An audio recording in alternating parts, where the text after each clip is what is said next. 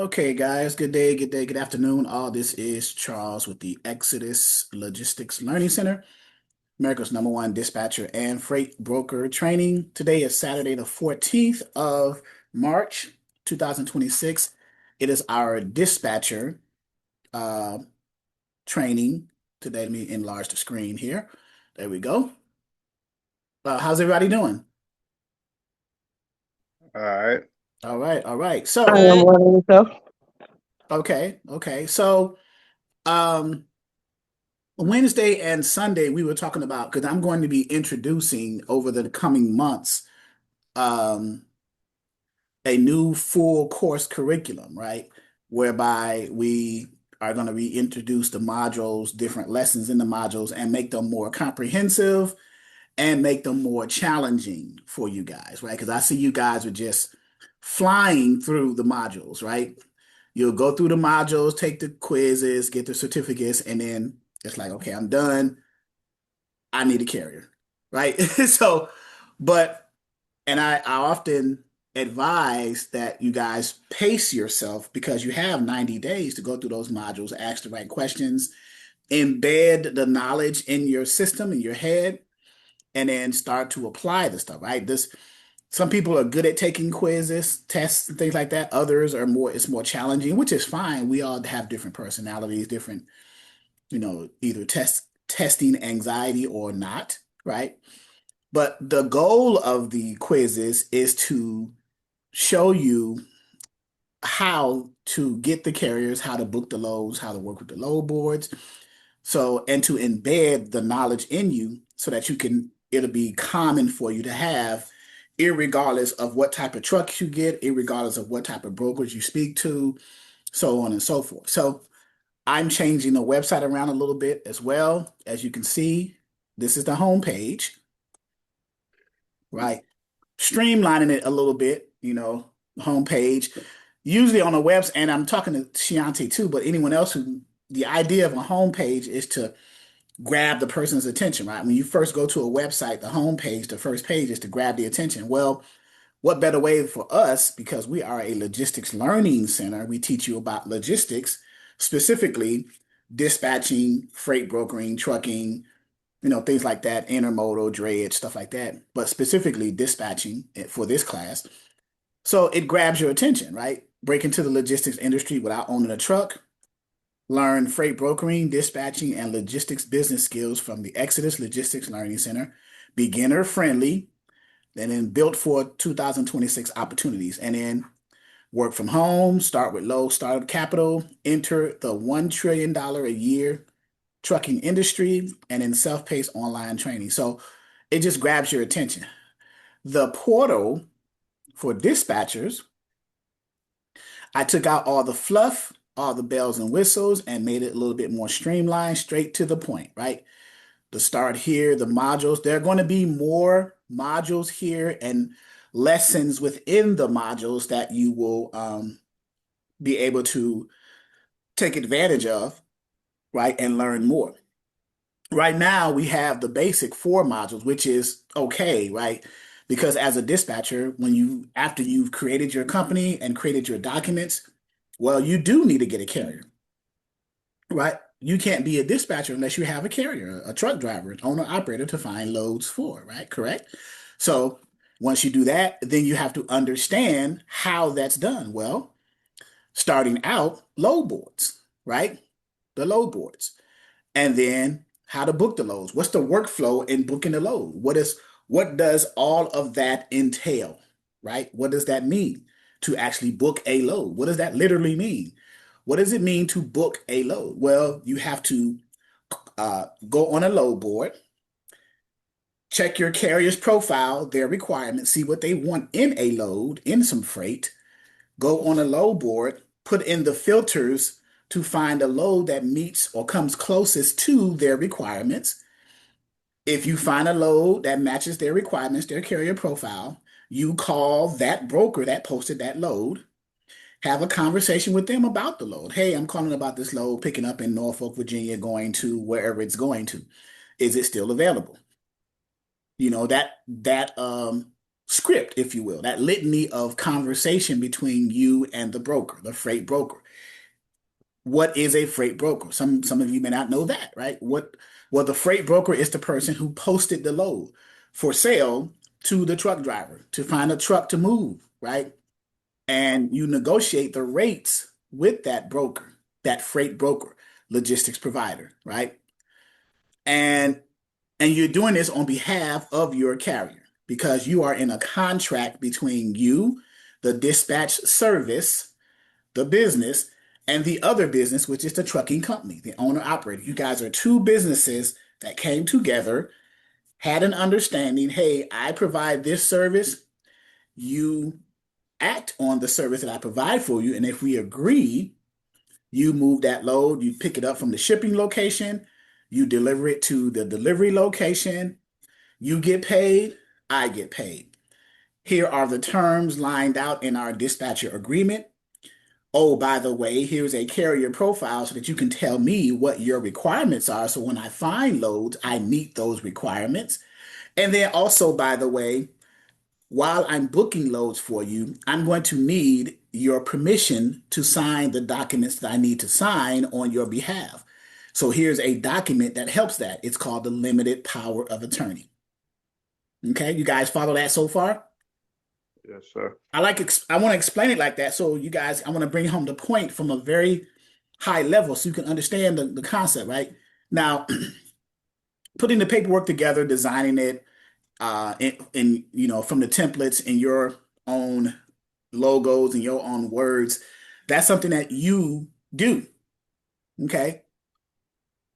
So, all right. So I'm training. If you hear some noise in the background, by the way, I'm training at my car wash today. It's Saturday, so it's going to be busy at the car wash. So What? I own a hand car wash too. So, and guys are going to be coming in now. Hey, CJ's hand car wash. So they're going to be asking for change and hey, I washed this car and that car. So I'm multitasking. It happens, right? Also, I'm going to be launching another business opportunity that you guys may want to take advantage of in another industry that you can make money in, either saving or working in it yourself to make money because I do it as well, right? And so the transportation industry is a large money-making industry, but there is one above that.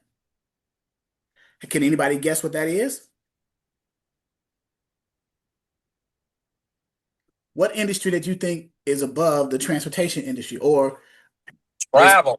travel? Ding, ding, ding. So we have a opportunity for that. I'm having a launch Zoom on the 17th of next week, where my advisors will come in and show you guys. So I have Exodus Travel Agency. You can go to my site, book travel. You can get paid to book for people who travel. You may know somebody who travels a lot, or anybody who travels, or you travel and you save on traveling, right? It's people travel even in the economy is slow and people are still traveling, right?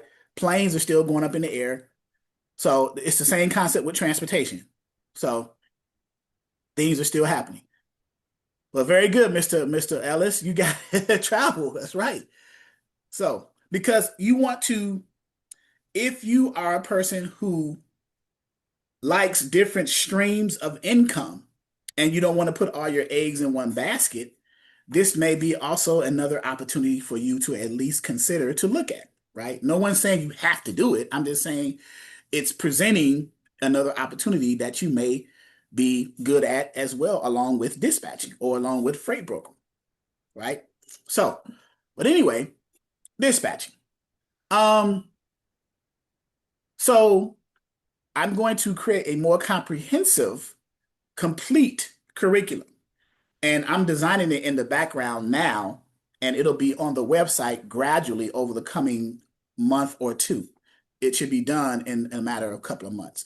And you'll see it in the back office with new, and I'll have videos. You'll see me on videos talking about concepts step by step, where once you go through all the modules and the lessons in those modules, sky's the limit. There should be nothing that you will not know about dispatching, And there should be no one who can take advantage of your ignorance if you have lack of knowledge of something, right? Now, don't look at ignorance as a bad word. It just means that you don't know anything, right? For some, someone who lacks knowledge is an ignorant person. Now, some people take that as derogatory, but that's just the meaning of the word, right? So, um, but once you go through these modules, because they're very detailed and they explain things very thoroughly, right? So, but these modules, it's going to change. The coursework is going to change. It's still going to have templates and uh, examples for you, like 2026 examples, 2026 paperwork and documentation, up to date, standardized documents. Okay. So you can follow. So you're at a good place. If you're already a student here, you're in a good position because you are rolled right into it. You're going to roll right into it, right? For those who are coming in, they're going to benefit too, but it's going to be, their learning curve is going to be a little bit steeper because especially if they don't know anything, it's going to be a little bit more challenging for them, but that's quite all right. I'm still here, right? I'll still help you with that. Okay. So, now before I go on, is there anyone that has any specific questions for me that they want answered? Yeah, yes, sir. Okay, what's up, my crowd? Good morning. Um, I'll be working on the 17th, so I won't be able to view anything. I'll be probably listening in, but maybe not. Will you upload this on the portal to The review? the travel launch party. Yes, sir. Um, what I may do, I may create a separate page in the back office and just put it in there as a bonus video showing, hey, here's another business opportunity. We had it on the 17th. I'm going to be advertising it pretty soon too. But yeah, you'll be able to, because people are going to respond and say, hey, send me the link. I want to attend. I want to see what the opportunity is and how I can either save when I travel or make money as an independent travel agent, right? And benefit from that. So, but yeah, I will definitely have that available. Appreciate it. Yep. Any other question? We good? Well, okay. Well, that was a good training. Talk to you guys later. No, I'm just, no, but okay. So I've been looking at the spot market rates, and they're starting to go up. Okay. How do we know this, right? We have a resource in our back office that we can look at under tools and resources, the trend lines, right? And we're speaking about, when we say spot market, we're looking at rates that are going up across what are the three major equipment types?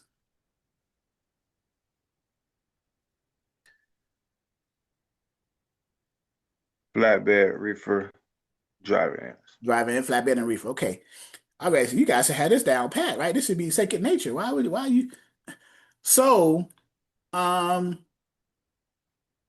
and remember with trend lines is an analytical tool by DAT. Okay. DAT is a load board that stands for dial a truck. Dial a truck. That's what that stands for. It's an acronym. Dial a truck. Okay.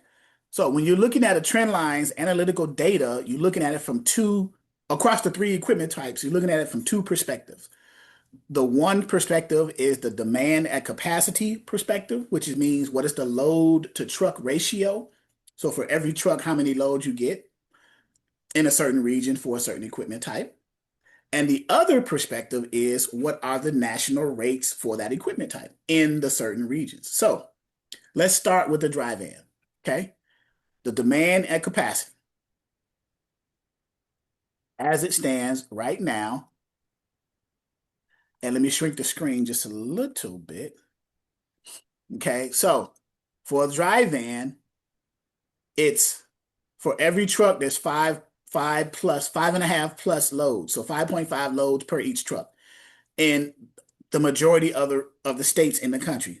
And then the other state has like 2.6 to 5.4 loads per truck. That's the load to truck ratio. In other words, a ratio means for every truck, how many loads per truck.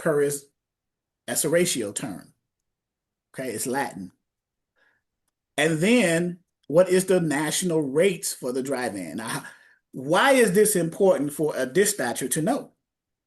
Well, you can decide which equipment type you want to choose to dispatch for in order to maximize profit for your services and what regions to send the carriers in to keep them running. That's why it's important. The more data, the more information you have, the more advantage you can take of the industry. That's every piece of information is like ammunition, right? It's like a bullet that you're putting in the magazine, you're loading it up. For those of you who are familiar with ammunition and guns and things like that, right? So for a dry van right now, it's well over $2 a mile. And remember the zones and the regions of the country. If you see this screen, so I'm highlighting 220. Or am I putting you see my moving my mouse right there at $2.20 a mile? Mhm. What region of the country is that? What zone is that? Is that zone 2? Well, what region of the country? What is it called? It begins with an N. Northeast. Northeast. Northeast, correct. That's the Northeast zone and all of the states in the Northeast zone. 231 a mile. What zone or region of the country is that? Southeast. Southeast. Southeast. 278. That's the Midwest. Midwest. And then 231. Put, South. Say it, Victor. Southwest. Southwest. Southwest. And then 219. West. West. So there you go. So now that you understand that so now we got those numbers down, right? So let's switch it to a flatbed. What are the rates for the flatbed?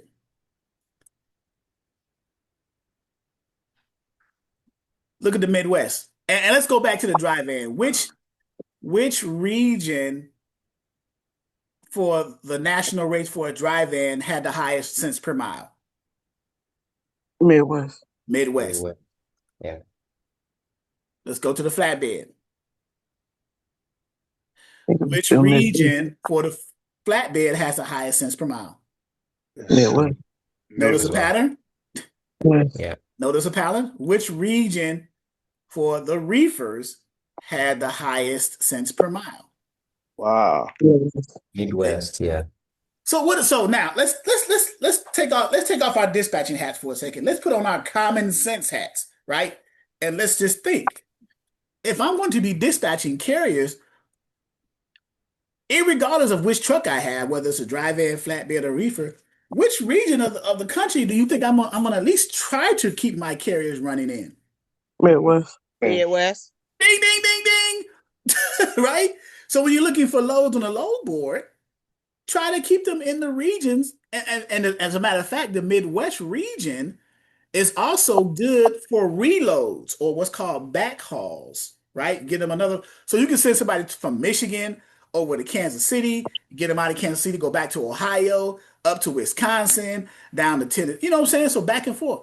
Now, you may sprinkle into the Southeast a little bit, but send them back to the Midwest.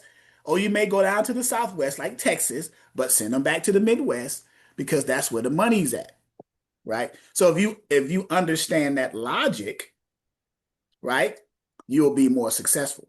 If you have the premise that you want to keep them and keep them running, if a carrier says, I want to keep running, then that's what you should do. You should keep them in the regions where they can maximize their money. Is this making sense? Yes. Okay. Yes, it is. Now, let's look at the Midwest region or states. Let's look at the load to truck ratio for, let's say, a reefer.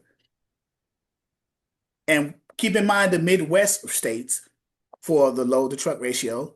If you notice the Midwestern states, they all have 12 plus loads per one truck.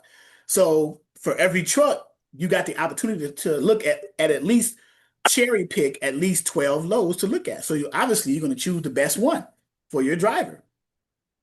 Now, also when you're choosing a load, if it were me or any dispatcher should always keep this in mind. When you're choosing a load out of a specific area, a good region, a good zone, You find a good load. Maybe you may base your choice off of just a dollar value, which is not a good idea, but it's a start. But you always want to know or see where that load is going to end up. Where is it going? And is it going to a place that you can get them something out of? That's the art of dispatch. You just don't want to send somebody somewhere because it's paying well. You want to make sure that you can get them out of there. Okay? Because if they get stuck, they may be stuck for days. You trying to find them a load. They may have to deadhead a couple of 100 miles to a better region, and they just sat there for 2 days. That could be an extra couple of $1,000s they lost. So the money that they made from that load, they just get deducted. It gets just balanced out because they were stuck for a couple of days. As long as they're moving, they're making money, right? If they're sitting, they're not, right? That's the art and the science of dispatching as well. You have to be mindful. Create yourself an outline or a list of requirements of your dispatch service of how to keep your guys moving successfully according to what their equipment type is. Create those strategies, right? And of course, we're here to help you with that, right? We're giving you tools to kind of decide how that's done. Well, we just gave you a major tool. Well, the best region to start with is the Midwest, whether it's a dry van, a flatbed, or a reefer, right? Now you just got to decide whatever your niche is. Are you good at dry vans? Are you good at reefers? Are you good at flat? I'll say this.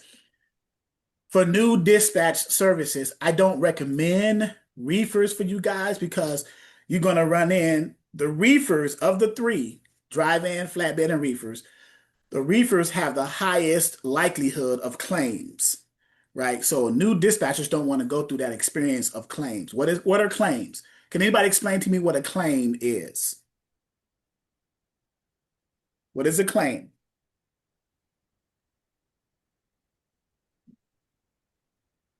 Anyone? Is it sort of like a insurance claim or like a lawsuit or something like that? Well, it's not necessarily a lawsuit, but yeah, you're close. So I'll give you a scenario, and I'll be a reefer carrier, right? You dispatch me a load, right? And I got to the pickup location, Columbus, Ohio, right? We got a reefer trailer, 53 foot. You dispatch it to me correctly. In other words, whatever the broker had in the notes and the special instructions of the load and on the rate confirmation, you as a dispatcher did your job and you shared that with me. I got a copy of the rate confirmation. I'm one of those old school carriers. I don't care. I ignored it, right? So one of the things I was supposed to do is before getting to the pickup location shipper, I was supposed to have my temperature in the reefer trailer set to a certain degree prior to them loading the trailer, right? Because the type of product that was going to be loaded on the trailer needed to be pre-cooled at that temperature while it's in transit. You guys understand that scenario, right? Yes. Okay. So I get to the cold storage facility shipping location. They open my doors and my temperature is not set to, let's say, -5 degrees because it's a product that needs to stay at -5 degrees continuous, meaning while it's being driven from pickup to destination, my refrigerated unit, or what's called a TCU, temperature control unit, needs to run at -5 to keep that product good. Otherwise, it's going to spoil or go bad. And when it gets to the receiver, guess what's going to happen? They're going to reject the freight and they're going to file a claim against who's at fault for that. Either the carrier, they'll start with the carrier. It starts at the low end and it works its way up. So if the carrier's at fault, then that's where the claim process stops. But if it wasn't the carrier fault, they're going to go to the broker. Say, well, did you share the information with the carrier and told them that they were supposed to do that? Yes or no? So if it's the carrier's fault, the receiving facility where the product gets delivered, the claim will be filed against the insurance of the carrier for damages, right? They want to either reject the whole load or partial.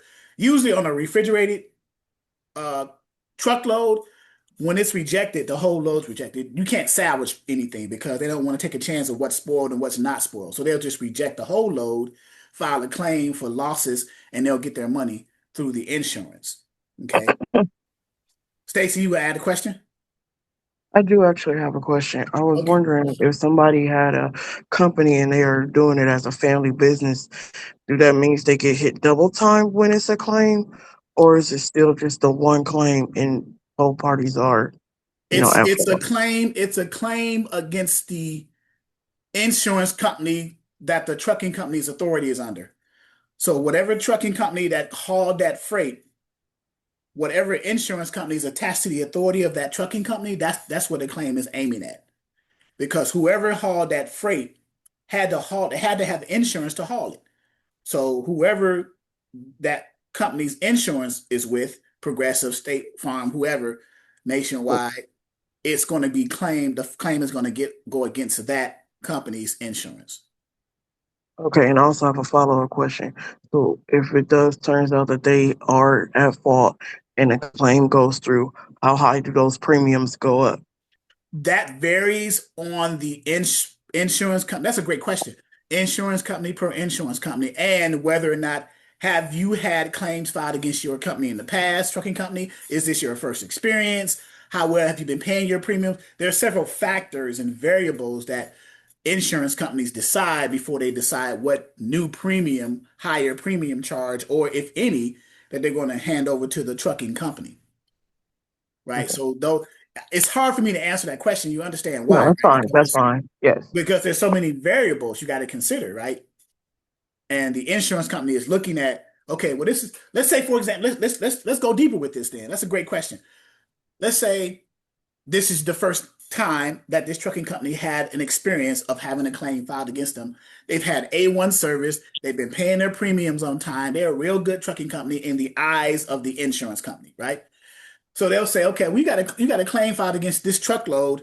They want the value of the truckload. Let's say it was like $3,000, 2,500. Okay, trucking company, the insurance company said, this is your first ding. We'll reward you because you've been a client with us for 7 years. You've had your authority for 7 years. You've had this insurance company the same number of years you've had the authority. In other words, when you got your authority, this is the insurance company that you chose when you got your authority. So you've been with them for 7 years. You've been doing well, paying your premiums on time. This is your first experience with a claim from a company, like a receiver or whatever, right? So they'll say, we're going to cover the claim. We're going to cover the 2,500. And as a bonus to you, because you've been such a good client, we won't raise your premiums will stay the same because this is your first ding, right? You may have an experience like that. Or you may have another experience where you may be a trucking company and this may be not your first claim. You may have had multiple claims in the past and you may have had your premium upped at some point. Either they're going to raise your premium again or they may completely drop you, the insurance company, because now you're becoming a risk. They dealt with you the first few times of claims and they say, well, you're just too risky to insure and you're costing us money, says the insurance company. So it's hard to answer because you have to look at the different scenarios. You Okay. see, you understand that? Yes, sir. Thank you so much for explaining that. Okay, but that's how it. So with the reefer units, the point I was making, we got so deep into the one sentence where I was saying that I don't recommend new dispatch services using reefers as their first carrier because the risk of claims, right? And we just broke it down why, right? There's so much involved in that. Now the question becomes, where in that whole scenario, with everything I just said, does a dispatcher fall? Nowhere. Nowhere. It's just stressful dealing as a dispatch service, dealing with a carrier who has a reefer trailer, and you're going through the experience of them having a claim filed against them while you're dispatching for them because now it's going to hold them up for getting other loads because their insurance is being paused for a minute because they're going through the claims process. That's what happens. You're going through a claims process. You may not be able to pick up another load because your insurance has been paused, right? Until the result of the claim has been completed. Did you guys know that? Right? No, I did not. Think about it though. Think about it though. You're an insurance company. Why would I continue to insure you when I'm dealing with a claim issue with you right now, currently? Does that make sense? As an insurance company, would I continue to insure you while you're going through a claims process? Yes or no? No. No. Exactly. So that's the risk that a new dispatcher will face if you deal with a reefer carrier who goes through a claims issue, right? It's just risky. So I would say flatbed or dry van starting out. Now, if you get a reefer guy who's real good and he doesn't have any claims and he really wants you to dispatch for him, by all means, don't turn him down. I'm just saying, just be ready for a situation like that that may occur, right? Of the three, they are the riskiest, right? I'm not saying completely don't deal with them, but they're just the riskiest of the three. Make your entry point into dispatching a little easy for you by dealing with either a drive-in or a flatbed. But if you can't get a drive-in or flatbed and a reefer falls into your lap, hey, take it, right? I'm just saying, just be aware of, and of course you can call us. You know, I have experience with so many things, bad and good. So we'll be able to we'll get through the challenges, right? That won't be an issue. Okay. When Yes, you sir. choose, and also when you choose your carriers, I would you can choose carriers all over the country, but I would look for carriers. Tell me if this makes sense or not. I would look for carriers who are based in the areas of where the rates per mile, cents per miles are the highest, right? Midwest. Any states in the Midwest. Are you guys putting this together? Right? Are you putting two together, right? So I would Yes. look for carriers who are based in Michigan, Ohio, Illinois, the Midwest region where the zones where the money is coming out because that's their home state. So they're running, that's where they live. You can send them out, but you make sure you get back home, right? Remember the example I gave you. If I was a carrier and I said out of a month, 4 weeks in a month, right? There's 4 weeks in a month, correct? Correct. I'm a carrier. I'm an OTR carrier, over the road. I want to run out of the 4 weeks. I want to run 3 weeks out and be home for a week. Okay. So if I'm a dispatcher, and let's say I'm based in Michigan, I'm from Detroit. So let's say I'm based in Detroit, Michigan. So what would you do as a dispatcher? You would send me out for a week and a half over the road and then make my way back home for the second week and a half for that total of 3 weeks. So by the time the 3 weeks has expired, I'm back home. You don't want to run me out for 3 weeks and then try to get me home within that fourth week because I'm too far out. Run me out a week and a half and then bring me back a week and a half. So when by the time 3 weeks comes, I'm back home so I can rest, reset my hours, be with my family, do what I have to do. Right. So those are things you have to think about as well as a dispatcher. And make sure you put on your carrier profile, what Mr. Carrier, what is your home time requirements? How do you want to run? And they'll tell you, hey, run me 2 weeks out, or run me 3 weeks out, or just run me anywhere. I'll rest anywhere at a truck stop. I have a sleeper. I'll sit at any truck stop. Just keep me running. Okay. So real over the road carriers will tell you how they want to run. Okay. And have that conversation. Go ahead, Stacy. It's not like you're unmuted. Oh, I shouldn't be. I'm sorry. No, you good. I thought you had a question. I'm sorry. So yeah. So any questions there so far? I have a question. You have a question, Marquel? Yeah. Okay. Yeah, I had an opportunity to speak with Mr. Ellis last meeting. We was talking about the insurance. So what are your thoughts about us having to obtain general liability and or error and omission insurance as beginners, dispatchers?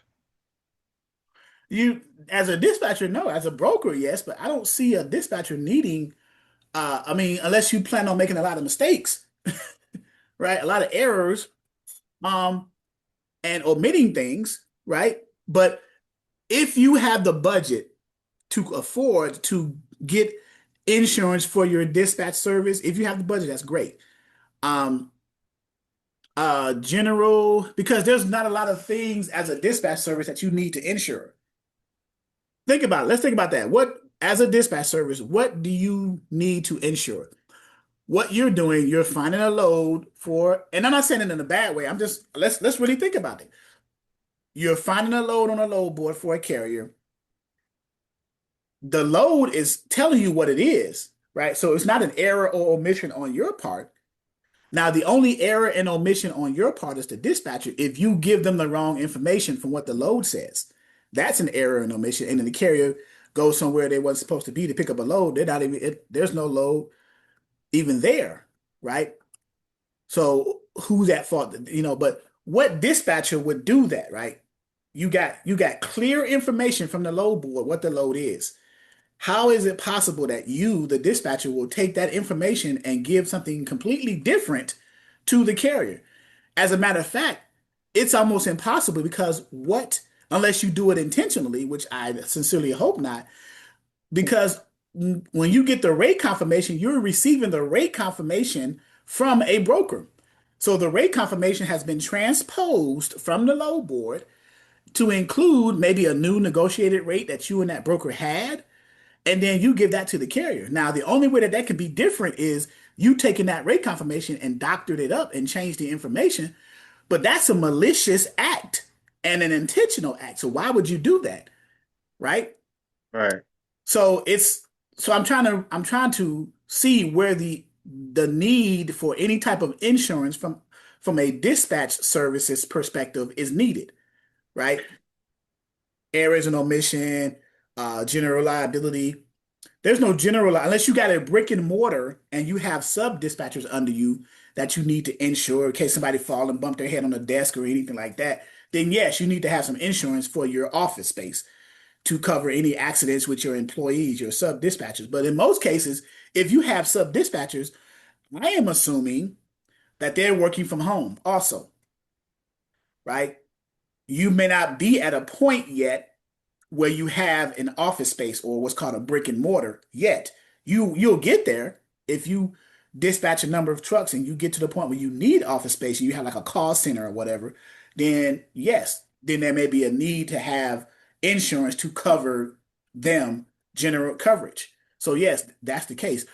But right now, a new service you by yourself one-on-one, I don't see it. Okay. Marquel, Yes, sir. does everybody understand? Everybody get that part? Because you don't want to create an extra unnecessary. Now, I'm not saying insurance is unnecessary because you do need insurance at some point with your services when you grow and scale and things like that. But in the beginning, don't create unnecessary expenses that you can't cover because you don't have a carrier yet and you don't have the revenue coming in to cover the cost of the service that you acquired, like insurance and things like that, right? You're just a one-man team starting out. You got a laptop, a cell phone, right, and internet service, and you're dispatching, right, just like that, right? Now, if there's something in that process that requires you to have insurance, then by all means, get insurance, right? By all means. But if there's not, then don't create an expense that you don't need to incur. Okay? Yes, thank you. Thank you, Mr. Ellis. Yep. Listen, And don't quit your day job until you got enough carriers. But I didn't. right. Yeah. Don't. Yeah. You Oh, never, I often tell people if you're working 9 to 5, until you get to a point where your dispatch services matches the revenue or exceeds what you are making at work, then you come to a crossroads to consider leaving the plantation, right? To work for yourself. But yeah, don't leave what's paying the bills to pursue something that hasn't started generating revenue yet, right? I'll be the first to tell you that's an unwise decision. okay. Mr. Mundy. So my crossroads is this. As I'm contemplating leaving the plantation, I want to know your thoughts about the nighttime dispatching and probably how profitable it is compared to daytime operations. You know what I mean? Okay, so most brokers are operating 8 or 9 to 5. It's a small percentage of brokers are having loads on a load board that move freight overnight, which is, I mean, there are some, but the Everything. market is more dense the market is more dense and fluid with regular day loads moving, like 6 in the morning to 5 in hey Sedina, how are you? Welcome.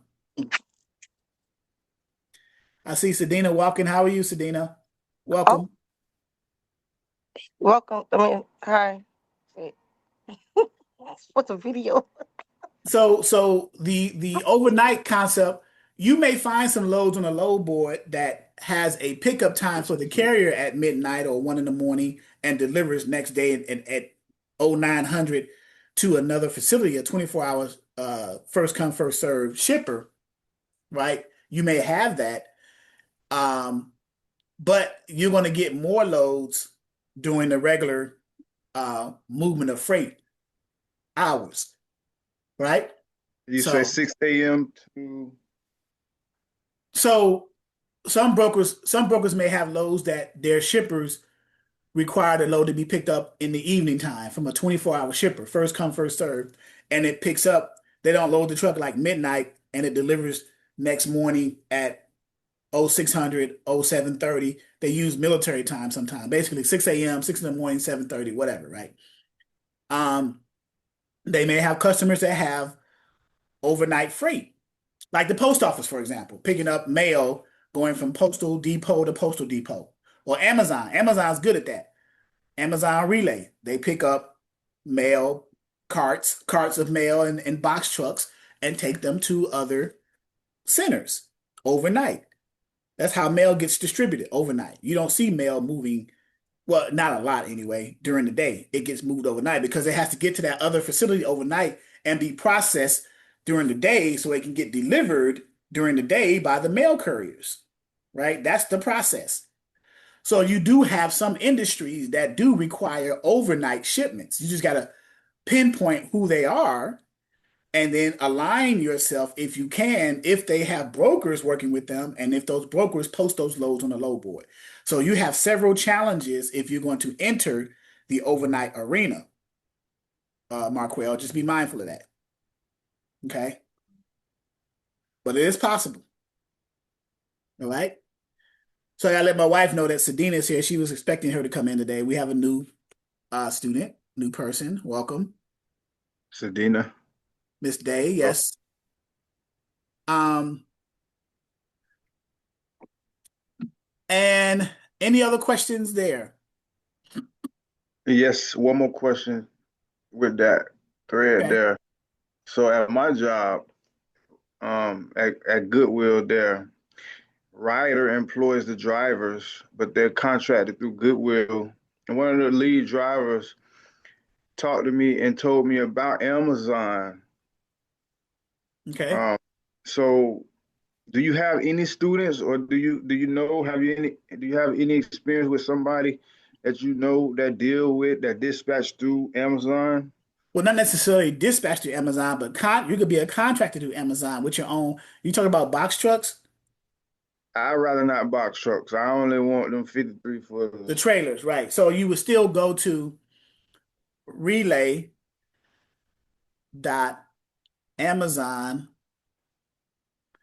relay.amazon.com. And here you're at the contract website of Amazon, whether it's a tractor trailer, box truck. The box trucks deals with last mile. The tractor trailers deal with over the road or regional, right? And you go down to their qualifications of what you need to apply for. Let me accept the cookies here, and then I'll to apply. What's required right here? If you want to onboard to haul for Amazon, start hauling for Amazon, what are the carrying requirements to haul loads with Amazon? And then it tells you. In order to join Amazon's freight network, you must meet the following minimum requirements. DOT number with interstate authority. What is interstate authority? What does that mean? Let's break this down. Uh, Last week you said you defined the two terms, what Right. interstate and So we interstate. got interstate, TER state, and then intrastate, TRA state, intrastate and interstate. What is it said here, a DOT number with interstate authority. What does that mean? Is that outside of the local area? That's correct. You can cross state lines. You can traverse, you're over the road, in other words. You're regional, over the road, interstate. Intrastate means you're bound within the limits, right? You're only moving city to city within that particular state. That's intrastate authority, right? Which means just a DOT. Interstate means you have a DOT and an MC number, okay? That qualifies you for interstate. So for those of you who did not know that, that's something new, right? So here, how do you equate that to dispatching? Well, as a dispatcher, if you want to dispatch over the road carriers, then you make sure that your carriers have both an MC number, a motor carrier number, and a DOT number because they can go over the road and go in and out of all different states. They are an interstate carrier, interstate authority. They have an MC number. Okay. A carrier entity type that is authorized for property and for hire.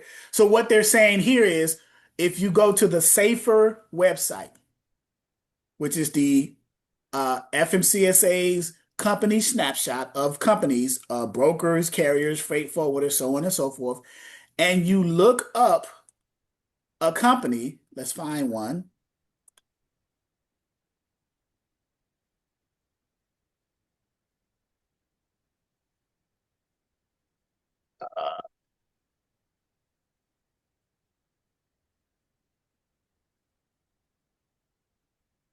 Okay.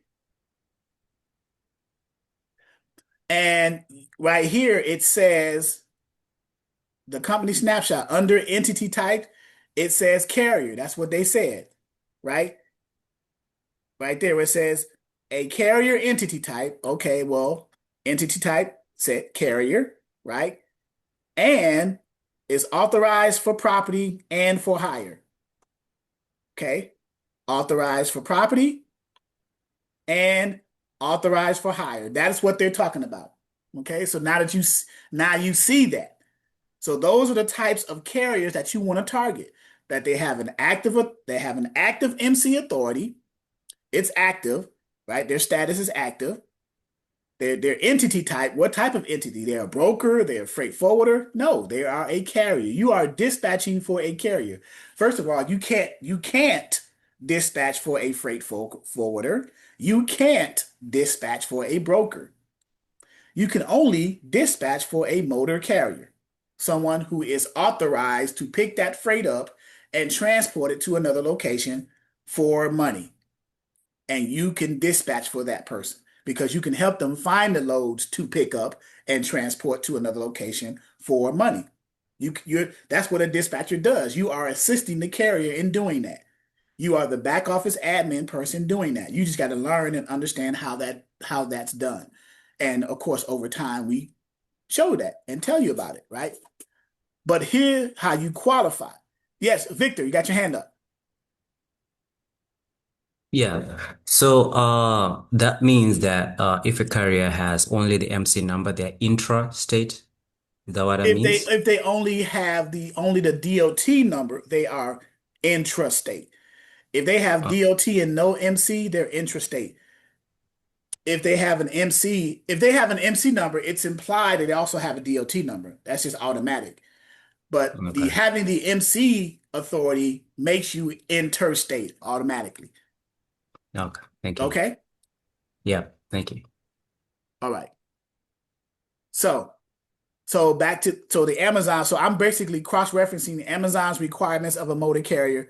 And right here, a Federal Motor Carrier Safety Administration, FMCSA, safety rating of satisfactory, none, or not rated. So, and safety ratings are on here as well. You would have to probably go into the SMS portion of the carrier, which is the safety measurement system, and see the safety rating of the carrier, right? And it's a lot of information. You crash indicator.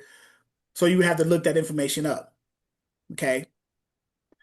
But familiarize yourself as a dispatcher, start to navigate the SAFER because when you, as a dispatcher, when you find a carrier and you have a conversation with the carrier on the phone, you guys are talking well, you still need to qualify or vet that carrier. Just because you have a good conversation with a carrier doesn't mean that they're a good carrier on paper, right? You still want to look them up in the tools that define who they are publicly, right? This is a public website. The FMCSA Company Snapshot is a public website that lists the information. This is a matter of public record. Everybody sees it.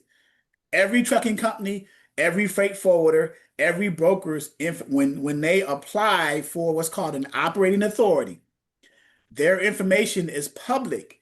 Why is that? To protect the public. Everyone needs to know that you are who you say you are.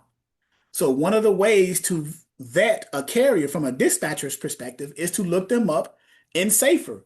SAFER is an acronym. It stands for Safety and Fitness Electronic Record. You look them up and you verify before you consider, because just because you got a carrier, okay, that's wonderful. You sent them your information, but then when you vet them, you discover that they have a lot of red flags. There's crashes with them. There's fatalities. Like, oh my goodness, wait a minute, right? You go down here and you see the inspections, right? So if you go look at their inspections in the last 24 months, vehicle inspections, driver inspections, right? Now you got hazmat. You're not going to be, as a new dispatcher, I don't recommend you guys dealing with hazmat. That's another dynamic it's a lot of paperwork and you have to understand the classifications in the hazmat. So just crawl before you walk, right? Just deal with the drive-in, flatbeds, and reefer. I promise you, you will thank me later. Trust me on that. You will thank me later, right? Please, please, please, if there's nothing else you will do in life with me before we separate ourselves from each other, is please just target dry vans, flatbeds, and reefers. I beg you, please. It'll make your life so much easier. I'm telling you, you will thank me later. Because you get a box truck, a sprinter van, a cargo van. Then I get phone calls. Oh, Joe, I don't know what's going on. I got a box truck. No. The first thing I ask when I get a call from a student, either a former student or a current student, saying that they have an issue of finding a load for their carrier, what do you think the first question I ask? What kind of equipment type is it? What kind of equipment type is this kid? Oh man, it's a sprinter van or it's a transit van. It's like 16 feet long and holds 3,000 pounds. You know what I be wanting to do? Click. I be wanting to hang up on it, but I can't because it's my student, right? I have to honor my students, right? So I say, okay, well, and then we get into the details of where they're at, how they're trying to run, things like that. But please, I beg you, if there's one thing, I wish I had a magic wand. I could just wand over the trainings and just get into you guys' mind. Target dry vans, 53-foot dry vans, 53-foot refrigerated trailers or reefers, and 48 or 53-foot flatbeds. Please, it makes your life a whole lot easier. You can find loads for them to ease this on the load boards. Those equipment types are out here on the roads the most, and they pay the better rates. Okay? So it's just that simple. That's how I learned. My first carrier was a reefer carrier. Matter of fact, we called him the last time, Smooth. I think I had him on the phone with you guys the other day. And he wants me to dispatch for him again. He said, I got a second reefer, man. Can you move it for me? I said, when you're ready to go. He knows what I can do. So, I mean, I sent, we back in 2018, 19, I was getting him at least, because the numbers were good back then, right? During like COVID, pre-COVID, I was getting him between 10 to 12,000 a week dispatching for him. Easy. I was doing that in my sleep because it was good back then. Pre-COVID, people wasn't traveling a lot. People were ordering stuff from home. So the need for suppliers to have their goods shipped to the store so that customers can purchase those products and have them delivered was high because of what was going on in society, COVID, right? People were shut down. So you have to look at the different economic indicators in the industry and see what's going on to see what's, so you just don't dispatch just tunnel vision. You look at it from a macro perspective, not a micro perspective. As a dispatcher, you look at everything and you factor everything in. You know, it's remember I always use the analogy like a jigsaw puzzle. You right now, this conversation we're having, we're putting pieces to we're assembling pieces to a jigsaw puzzle, and we're putting things together to maximize our opportunity to run a successful dispatch service. And we're putting things together. I'm sure you guys are taking notes and putting things down piece by piece. And at some point, you're going to have what's called an aha moment. Trust me, you're going to have an aha moment. Some will come sooner than others, but all of you will have an aha moment. Trust me, it will happen. I'm not saying it just to blow smoke. You're going to have it, right? You're in an industry that there's always a need for truck drivers to pick up freight and deliver it. And some truck drivers need help. Dispatcher. Some of them think they can do it on their own. That's fine. Enjoy that. And when your company goes belly up and you come back looking for me, I may charge you double, right? No, I won't do that. I take that back. I take it back. This is a recording. I take it back. I won't do that. I will still help people, right? But it's always the old "I told you so" moment, right? It is the always "I told you so" moment. And I will say that I'll use diplomacy when I say "I told you so." I won't literally say the words "I told you so," but I will use diplomacy. You guys heard, you guys know what diplomacy means, right? Diplomacy is telling a person to go to hell in such a way that they look forward to the trip. That's what that's what diplomacy is, right? Telling a person to go to hell in such a way that they look forward to the trip. Have you ever heard that before? Oh my God, That's called diplomacy. So, but you still want to have the mentality to help people, right? Because I believe in universal karma. What you put out in the universe comes back to you. That's true. Whatever you put out comes back to you. So put out good things, right? And it'll come back to you, right? So trip to hell is a good one, dog. yeah, trip to hell. Enjoy that. You want a jacket? Because you're gonna need it. No, but no, some ice water. Yeah. So vet your carriers as a dispatcher. Vet your carriers. What I mean by vetting means you qualify them, because not every carrier is a good carrier for your dispatch service. You don't want to dispatch for bad carriers. It makes your company look bad and you won't make no money, right? So just like brokers qualify the truck drivers before they give them a load, so too should you, the dispatch service, qualify carriers before you allow them to work with you. Don't you want to protect the interests of your dispatch service? Or are you a type of person that just dispatch for any carrier and then run the risk of running into problems with those carriers? Nah, man, we ain't trying to hustle over here. We trying to be strategic over here, everybody. Exactly, because do it the right way first, up front, and set your systems in place up front so that you could create your fortress for your company up front. So whenever something comes to it, it has to get past the qualification wall, right? In order to penetrate and get in, right? If they don't meet the criteria, they can't come in.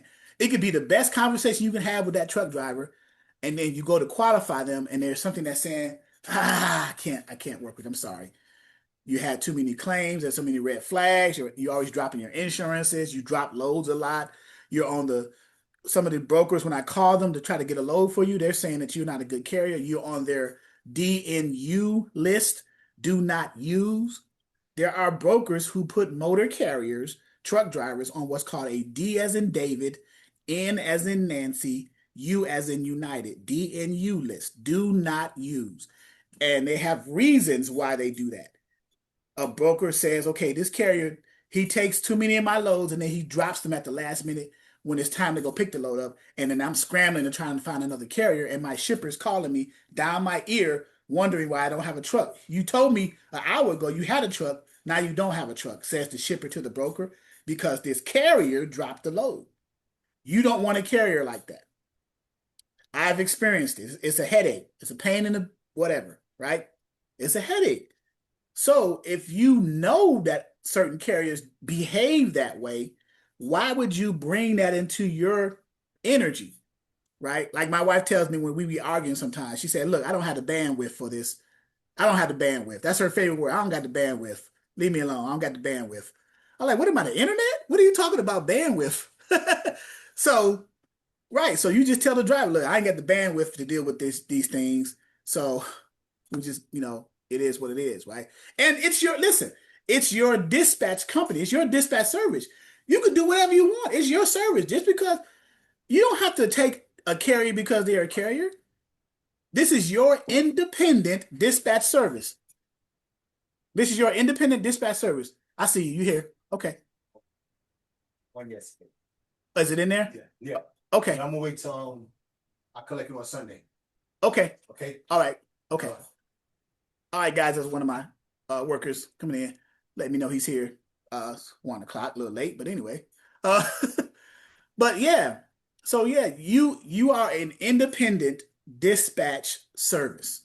So it's your company, your LLC, your EIN. You decide. It's your kingdom. You make the rules. You decide how you run your company. Now, hopefully you run it ethically and honorably, but it's your decision. Whatever choice you make, good or bad, you deal with the consequence of that choice. Just like in life, whatever choices you make in life, you deal with the consequences, right? So, any questions? No. No, we're good. How many of us are moving? Or let me ask a question like this. How many of us you got your LLC, your EIN, and you are working on your materials in your back office as far as your dispatcher packet, your agreement, your carrier profile, your limited power of attorney? Are you at or past that point yet? How many of us are there? Okay. So you already got so if I was a carrier and you called me and I said, "Hey, man, send me your stuff," would you be Not, ready? You I'm in wouldn't the be ready? No, I wouldn't be ready, sir. I'm in the Okay, so process, okay, and like I haven't even navigated the back office. I will. I'm off today and tomorrow, so I plan on after I'm doing my errands. I plan on kind of like catching up a little bit with a little bit of videos or whatnot. okay. And but I've been using chat. I've been using chat, and I've been using Gemini to kind of like help me stay on focus with y'all since I'm off schedule a lot. Yeah. I'm not too far behind, but I'm there in the process. Okay. So those of you are there, you download it because everything is there for you, right? All you gotta do is just take the time and download it and open up the Word document and start to edit what you need to edit, right? The dispatcher agreement, the carrier profile Word version, and the limited power of attorney Word version. Edit it to your company logo, your verbiage. You can use our verbiage in there or change the wording up. It's completely your choice. How you say something to someone may be different than how another person says it to the same person in order to win their business, right? We're all different people, and that's perfectly fine, right? Um, how many of you are past that point, but you're working on trying to get your first carrier? You've already you got your LLC, your EIN, your business bank account, you got your documents created. You saying, man, I'm ready now. Let me just get my first carrier to dispatch for and understand how to move a load for them on a load board. How many of you are at that point? I'm done with everything, but I haven't had my bank account yet. Okay, your business bank account. Correct. Okay. Uh, don't let that stop you from trying to find a carrier though, because you can do that at the same time. Because your business bank account, that's a process where they may just need your EIN or your business registered license, and then to create your business account, and then they'll just need that to give you a business bank account. Okay. Which bank would you prefer? Or you prefer um how you call it? Credit PayPal. credit union. PayPal. Okay. So when it comes to a business account, I prefer a credit union over a bank because credit unions offer more services, especially for small businesses, loans and other things, other bells and whistles. Like my Exodus Logistics Learning Center is under Navy Federal Credit Union business account. So now there are good banks too, like Bank of America, Wells Fargo, Chase. Um, so, but Navy Federal, Wood Forest, what's some other banks? That Charter, I think it's Chartways Credit Union. So credit union for me, just for me, in my experience, and I, you guys may have a different experience with a bank than other than a credit union, and that's fine. I personally, I'm speaking for myself, credit union, because in the years I've been doing this, credit unions have been better to me in this Hampton Roads, Virginia area than have banks been. Okay. And not to say that banks are bad, I just have a better experience with a credit union. Okay. So you guys, when you get time, look up the difference. What services do a bank offer? And then what services do a credit union offer from a small business's perspective? And then see which one aligns with what you are looking for in a financial institution for your business. Right? That's how you think about it. What are the qualifications that you look for as a new business owner, a small business owner in a financial institution? And you would list what they are. Let's say 5 of them. Let's list 5 qualities that you think that you look for in a financial institution. Well, number one, obviously, is customer service, right? And then you list some other things, right? Well, what are your bank products? What do you offer? What are some of your checking, savings, whatever the bank products are, what are those? So customer service, bank products, and then availability, convenience, so certain things, certain qualifying things you would look for, and then compare that to a bank and a credit union, and then see which one comes closer to that, and that's how that will help you decide which one to choose. Did that help? Yes, I just got one more question. I see that you use PayPal. So when you receive your money from there, you transfer it or automatically it transfers to your bank account? I have a business PayPal account that automatically transfers it to my business credit union's checking account. It's an automatic process after so many days. It took me a while to figure it out, but I got it set up that way. Right. Because I have one on PayPal business account too. So You can also manually do that instantly if you want, but I just just put it on automatic because I forget a lot of things. I got so much going on, so I forget a lot of things. So I'll say, okay, um, just automate. So when someone pays and it comes through a transaction is a PayPal transaction, it hits the PayPal system and then it goes into that funnel and it triggers the reaction to go through an automatic process and it transfers over time into the business credit union checking account. Let's say in 2-3 days, whatever I set up at the time. I can't remember. I think it's 3 days.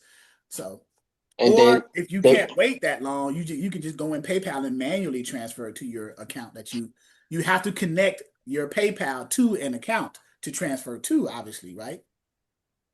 yes, I'm just saying they won't count that as double income for the business, correct? Like No, double. that's just a transaction. It won't be counted as income. The income is just a one-time transaction, how it came through in PayPal. It won't be counted as double income. You're just transferring one income from one institution to another. Okay. Yeah. Yeah. You're not violating any FTC or SEC federal violations by doing that. No. No. Okay. Yep. All right. So most of you who are listening on here now are at the point of either designing your back office paperwork, your documents according to our templates or your own, or you've done that and you're probably looking for your first carrier, right? Looking for a carrier, a truck driver, Chat GPT, right? Let's see. Let me pick on somebody. Well, not pick on, but just Marquell. Oh boy. um, owner, operator. He said, "Oh boy, looking for quality dispatch." Notice the words you put in there, right? Uh-huh. dispatch services near where you're located. Bradenton, Florida. Bradenton, Florida. Owner operators, um, trucking companies. Let's put more options. Trucking companies or carriers. That's probably, there we go. That makes sense now. Owner operators, trucking companies, or carriers looking for quality freight dispatch services near Bradenton, Florida. That seem fair? Or in Bradenton or near. Yeah, it's fair. It's a plug. You plugging me in, so I can't In complain. in or near, and let's top 10 owner operators, trucking companies, or carriers looking for quality freight dispatch services in or near Bradenton, Florida. And let's see what it pops up with. So you starting me with the cold calling, huh? Well, not necessarily. You can look them up on LinkedIn and reach out to their transportation supervisor on LinkedIn and connect with them on LinkedIn. If they connect with you, that's a warm lead. Then you can put a phone number to contact or set up an appointment to call them. Right now, Yeah. you guys are now you're what's called you're engaging now. You're engaging with each other, right? So here's the result set. Here are 10 trucking carriers, owner operator fleets in or near Bradenton, Florida that could be good prospects to pitch freight dispatching services to. I prioritize small to mid-sized fleets, 1 to 50 trucks, because they are typically the ones that outsource dispatch. I should have did too. I should have said top 10 owner operators, trucking companies, or carriers with no more than 5 trucks looking for, you know what I'm saying? I should have been more specific, but that's fine. Um, we can always let's do that. Let's tweak it a little bit. Are you going to tweak it to over the road or Let's do that too. So top 10 owner operators, trucking companies, or carriers with no more than 5 trucks.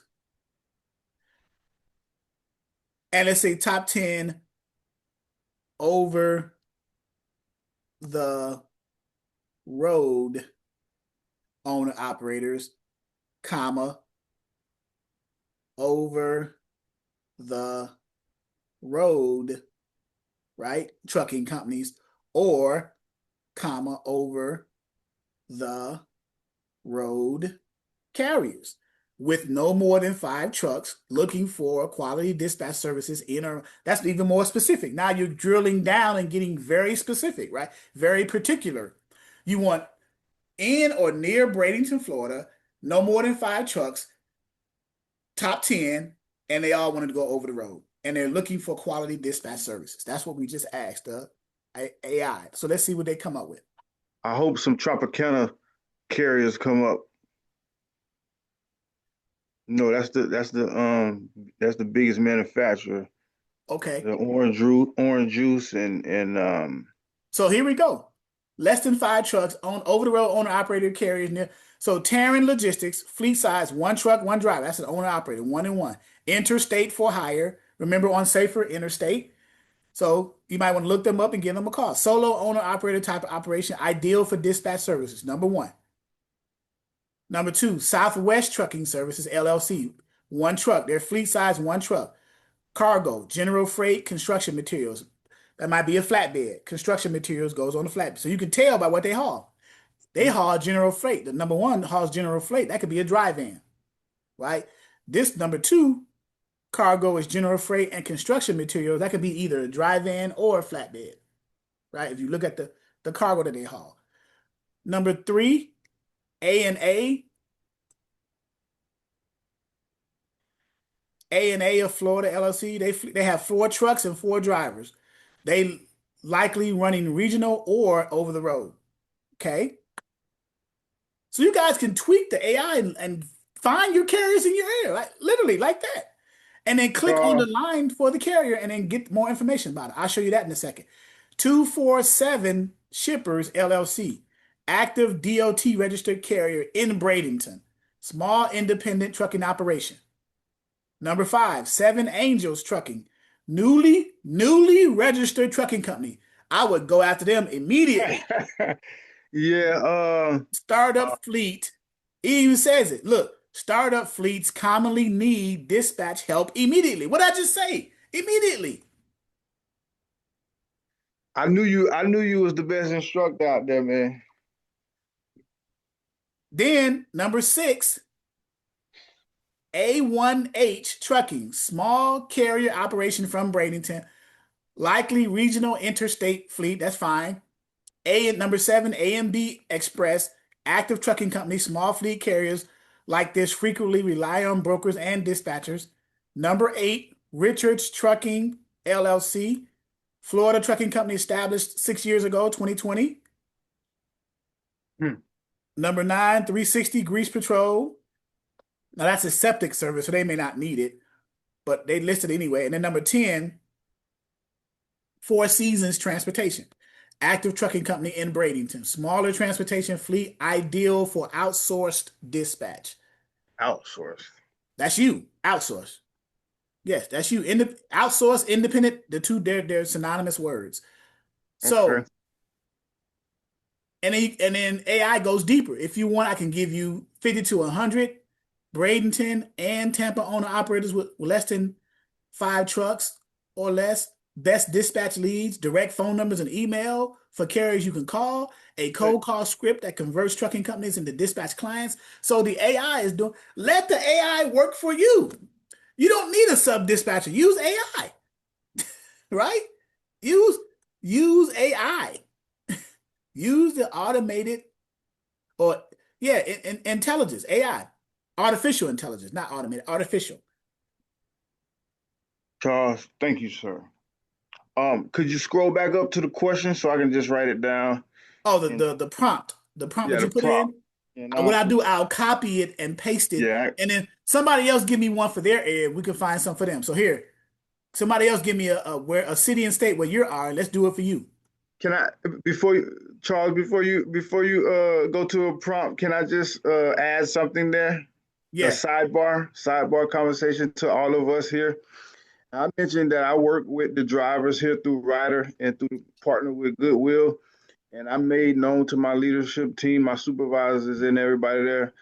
Like I let them know my intentions and my long-term strategy, my goal. We have a good partner coach that we confide in that's separate from the leadership department.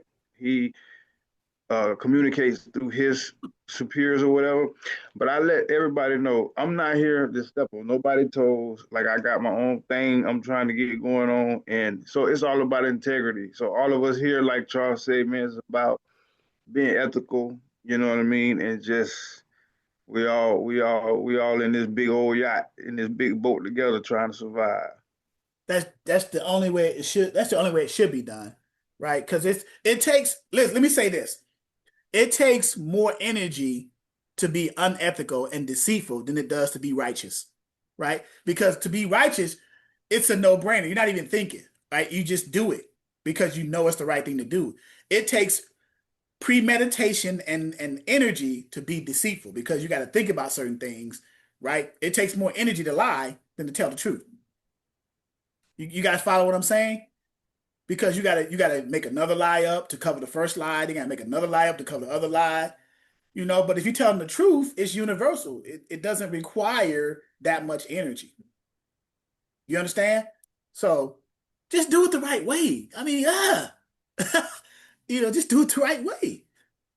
Right? Now I'm not there with everybody, so I can't like sit there and be like, okay, and I'm looking at, hey, are you dispatching the right way? I can't do that, right? I can just give you the concepts of how to do stuff, and then you have to do it.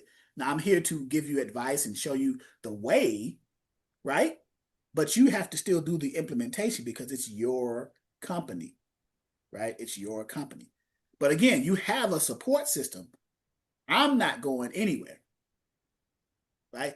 So the other example, I just put it in for my area. Now let's look at my area because I think Shantae is still here. Shiante, rather, she's still here. So I did it for Norfolk, Virginia. The top 10 over the road owner operators I pasted yours in the chat, Marquel. Top 10 Okay. owner-operators, over-the-road owner-operators, over-the-road trucking companies, and over-the-road carriers with no more than 5 trucks looking for quality freight dispatch services in or near Norfolk, Virginia. Okay, so here we come up with, and I recognize some of these, but here we go.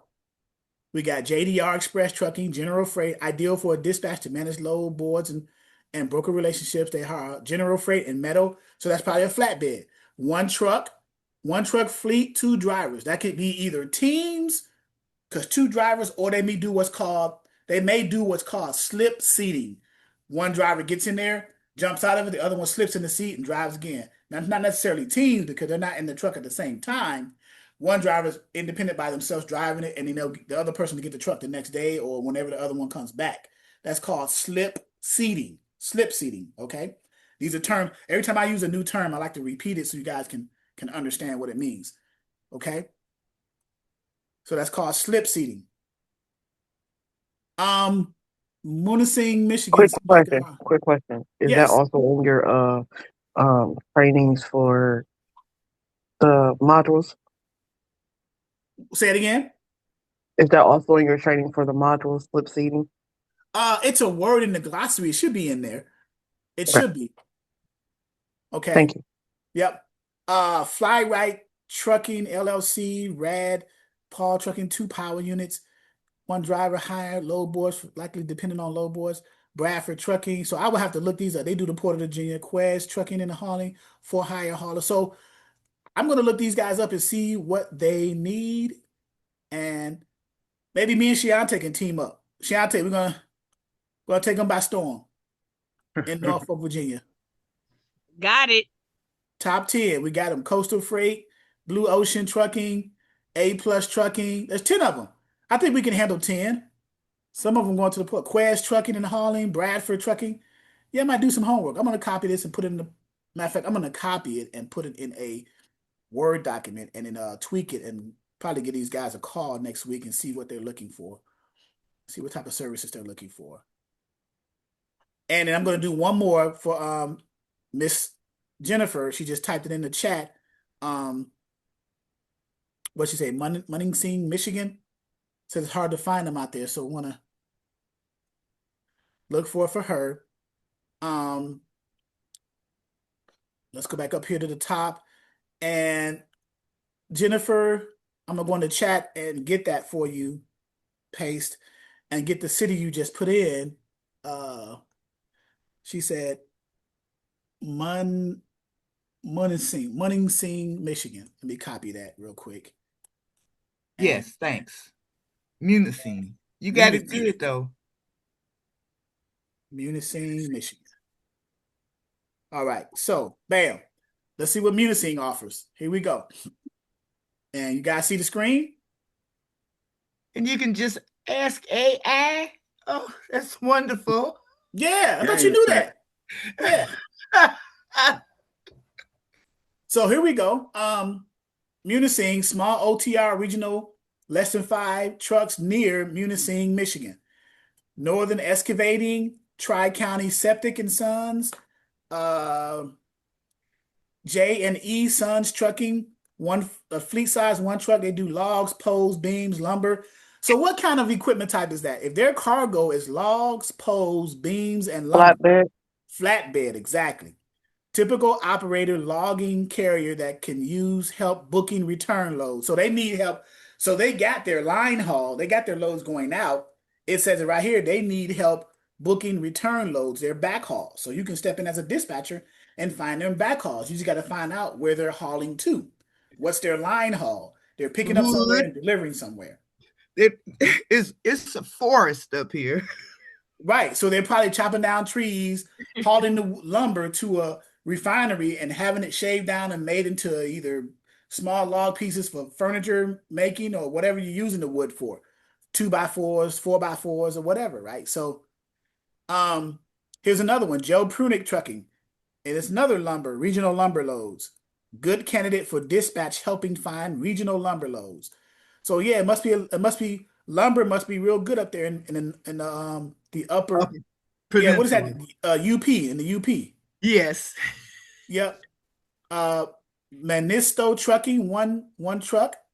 Lumber and forestry. Yeah, so you need to focus on flatbeds then in your area. That's obvious at this point, right? All we're seeing is lumber. Right. Yep. I didn't know AI could do that. Yeah. Cassell Construction, Johnson Brothers Construction, Construction Equipment and Machinery, that's still flatbed. Seabird, LK Farms. I think I know the Johnson brothers. I think I rent my apartment from them. There you go. Look at that. What in the Y'all already world? got a relationship. Yeah, Jennifer, I don't have the bandwidth. I do not have the bandwidth. And then UP, which is Upper Peninsula, Wilderness Towing and Recovery. So there we go. And then you can, yeah, so there you go. Very good. Go back and watch the video and look at this. And then I will put this in the chat too, so you can copy the prompt that you put into Chat GPT. And this is the free version of ChatGPT. Just imagine if you had a login that you can get more detailed information with specific contact information. It should provide that though here. So, and you can look at ChatGPT for other things to help you in your dispatch service. The top 10 brokers near your location. Top 10 brokers where you can find quality loads for a drive-in for your carrier near in and around Bradenton, North Carolina, Bradenton, Florida, or Norfolk, Virginia, or whatever, right? You know, you just gotta be very detailed and specific with AI, they have what's called a prompt window where you put what you're asking for in the prompt. So the more specific and detailed you ask, the better your answer and result set you're going to get. If you just say what's 1 + 1, 2, right? So math, what's 1 + 1? It might give you a full conversation, man. Look at that answer. That was quick. AI is not only, they're mathematically geniuses. I got a script off of ChatGPT to use to send carriers to work with it. There you go, Sedina. And Sedina just joined today. Sedina's new, so she got it. Look at that. Look how quick AI is. What's 1 + 1? Look, 1 + 1 = 2. They even gave me a smiley face. Thanks for asking. Right? I'm surprised they ain't going full detail with that. I know 1 + 1 is 2 because the mathematical probability of 1 + 1 = you know what I'm saying, some goofy stuff, but you know, it is what it is. So yeah. And I did Sadina said I did a lot of homework before buying the course. Very good. I appreciate that. So yeah, use your resources, whether it's technology, AI, or our resources in the back office, and put everything together to maximize the success of your dispatch service. Put everything together, right? Thank you. You have with me, I'm a down-to-earth, well-rounded person. I'm pretty sensible. I mean, Hey, Charles, excuse me. Yes. May I ask you a question? Certainly. What's your birth month or your birth date? I was born on the eve of a pagan holiday. I was born on Christmas Eve. So you are a serious, disciplined, hard, strict taskmaster Capricorn. I wish my wife would have heard that, what you just said, but I guess. Makes sense. Yes, I wish my wife. And she'll probably listen. For you to have such a humorous personality, demeanor, that's good, bro. Well, so I'm 55 years old, brother. I've experienced things in life from various perspectives that no other human being should ever experience. So, and I'm grateful to even be alive and breathing in front of you. All right, I'll just leave it at that. So sometimes people go through life and have experiences that you come out of, and it makes you a better person. I have gone through those experiences, so I'm sure somebody else have a story and a testimony about that too. But when you get another chance to either affect your life in a positive way and touch others, take advantage of that and be grateful to the Creator, God, Allah, whoever you call him, that you've gotten another opportunity to help people, right? Before you leave this earth, because you can take nothing with you. Everything that I have, I cannot take it with me. It's going to be left behind either to my wife or my family or whatever, because we don't have any kids, but to my wife and my family, my siblings or whatever, right? Because there's not a U-Haul behind a Hertz, right? Like Denzel said, there's no U-Haul behind a Hertz. You can't take it with you, right? So give as much as you can, right? And you're going to get it back. You know, the universe, right? What you put out comes back. Karma.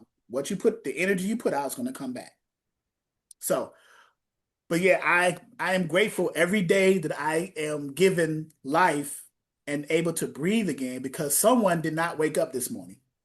Someone somewhere in the world did not have an opportunity to live another day of life on this earth, and to be able to bless someone and be with someone and give someone happiness as we have.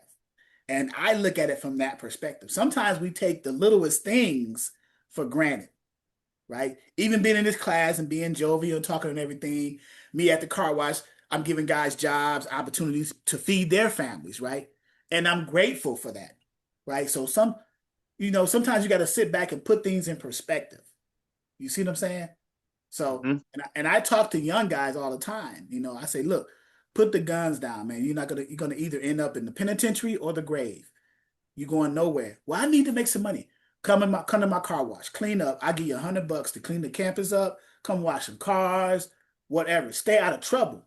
Stop putting a target on your back for these cops and for the justice system. Get out of that and then change your mentality. So, I've been given another opportunity to not only change myself, but to change others as well. And I don't take that for granted at all. So, but great question. I didn't mean to get on my soapbox. I apologize. But sometimes it's good to hear a little bit of a person's story, kind of like as motivation, to say, hey, man, I'm not the only one going through a tough experience or a tough time. There are others out here, so. But yeah, great question. I appreciate it though. Appreciate you. We are getting ready to get off here. Are there any other dispatch related questions? Did this AI concept help you guys kind of add another chink to your armor as dispatch services? Oh yeah. Use leverage. It's called leveraging. Leverage to technology. Stacy, you're unmuted. You have a question? Okay, yeah, I was going to ask. I know you stated that ChatGPT, you have to pay for that, or it was free. One of them. Yeah. This is the free version, but they do have one.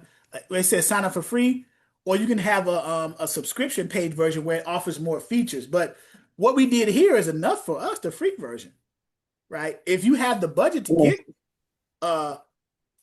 let's see. Matter of fact, let's look. Since we're curious here, let's look. What are Chat GPT prices? Well, I should say, what are the prices? But let's see. Here are their price plans, right?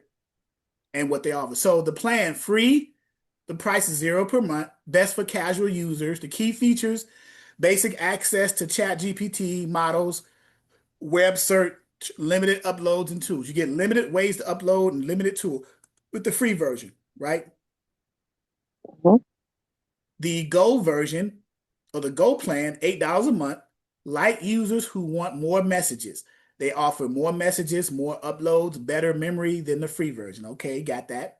The Plus plan, right? The Plus plan, $20 a month. Most individuals probably do that, $20 a month. We pay for Starbucks, everyone $20 for the drink and the sandwich, right? Advanced AI models, faster responses, more file uploads, voice and image tools. Okay. So you just decide Pro, $200 a month. Whoa, I might not be ready for $200 a month. The Pro version. Power users, that's somebody who's like in it, like for a major business corporation, you need $200 a month to pay for it. Highest limits, full access to advanced reasoning models, premium features. And then you got the business ones, team business and enterprise, custom pricing. So you can see the plans now. And and what the features of each plan offers, and you can decide according to your budget which one that you would prefer to go with. Right? I would say stick to the free version right now. Yes. Yep. Yeah, and Sadina made a good point because I used it for images, right? And I came to my limit on images, and you have to wait 24 hours later to get to go to your images to zero back out, and you get more images again. So, okay. Thank you. You're welcome. But yeah, get the I mean, you could $8 a month, not bad. At the most, $20 a month. That's probably be the highest I go. $20 a month with the That chat. was the highest I was gonna go. Yeah. Yeah. Come in. Someone knocking on my door. Let me see. Well, anyway. So yeah. Yep. And then see where it goes from there. And then matter of fact, I may even add, which would be crazy. I mean, I might as well put it back here, Chat GPT in the back office as a resource. It's a tool and resource so you can get to it quicker. Right? Put it in the back office portal as a resource. Okay. What is it? Just did an SUV. 3 for 17. Okay, I gave you 3. Let me get up. 9, 8, 11.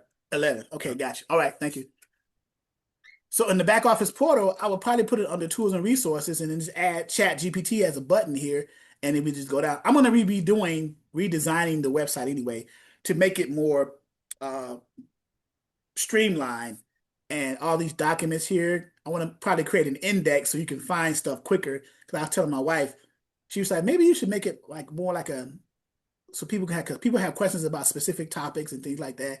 Maybe you want to index your website. I was like, okay. Yeah.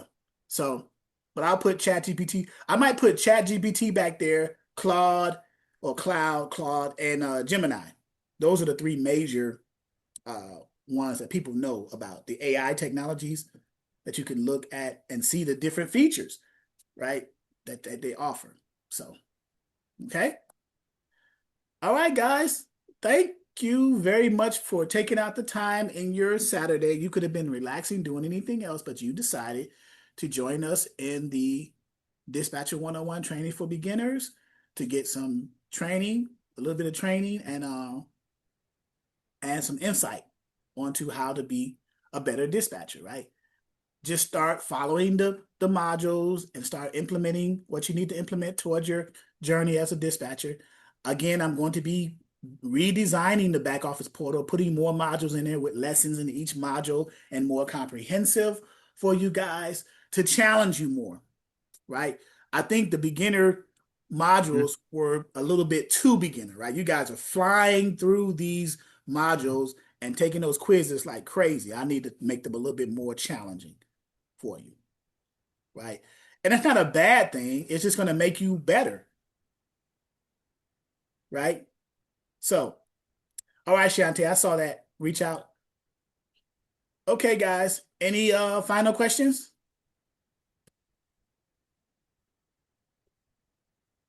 Not for me. Okay.